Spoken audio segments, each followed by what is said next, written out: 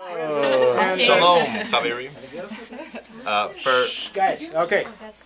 They want to volunteer. See, it's 1.5. No, we already got one. I guess my impression of Israel 15, 20 years ago was really still colored by the last time I'd gone when I was 10 years old, and my parents talking about the Israel they knew in 1948 to the 50s of a very strong, unique spiritual culture, that whole kibbutz can-do attitude, and living in the wilderness and making the desert blue. I went there 10 years ago, and I also thought that it was very religious. I just thought that everyone in Israel was religious. Everyone studied Torah. That, it was like Borough Park. That's what I went there in 2000. I was very. I had a good time, but I was very disappointed with what I saw, with all the Russians. I didn't even see that stuff here.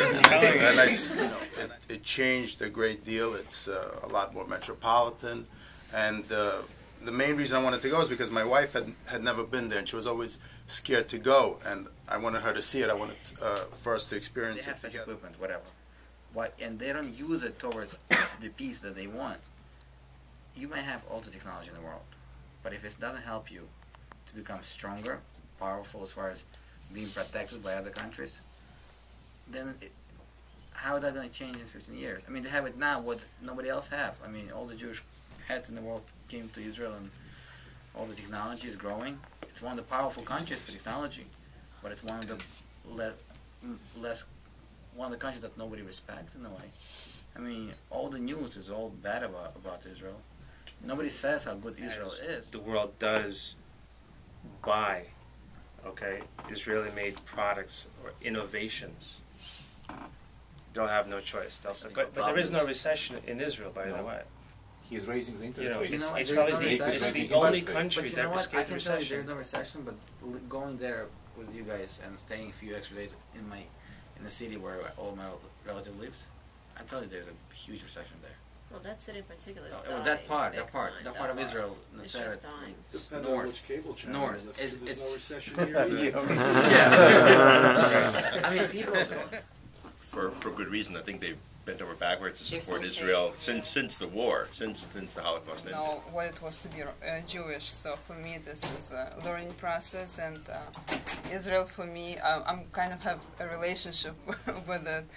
Just learning new things every day, and I see my children, especially my daughter who's 9, and she's basically lives at Kingsbury. We're very pro-Israel, pro people who live there. They love Israel very much, and they were, going to do anything for Israel. Now I see a lot of changes, especially last 6-8 years. Maybe other countries going to change as well, and finally they're going to, come up with some kind of scenario where they will try to live, some kind of.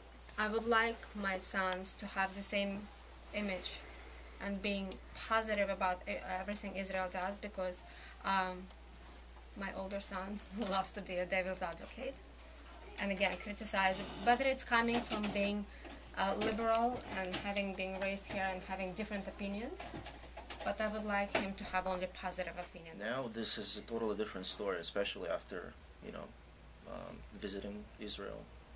My opinion of Israel changed. I mean, it's to me, Israel is a much stronger country than it was before. After visiting Israel, that just changed my entire perspective, on this country. And I feel more and more, patriotic about it. And, I just hope, in the future, I just hope to, visit Israel, find out more about it, and definitely do more for my children. 15 years ago, I thought of Israel as a very spiritual place, and I always saw myself being there, and I always kind of saw myself, as I was growing up, being more religious. Unlike every other country in the world. I mean, there's kind of like a PR version of the country, and then there's the reality of it, right? So I remember talking to a friend when I was in Israel who said, these new Oles, they come and they think that they're doing this amazing spiritual thing, and really everybody else in the country are just a bunch of Israelis going to work and trying to, get by every day, and it's not all about spirituality. So he said to some degree it's very disheartening when people make aliyah there, because they think that everybody's going to be so excited that they got there, and everybody else is like, all right, well, we've been living here this whole time. I still see it as a place where I would like to, hopefully in 15 years, see my children, at least one or two, and maybe, ultimately myself, depending on This is your home situation. the home situation,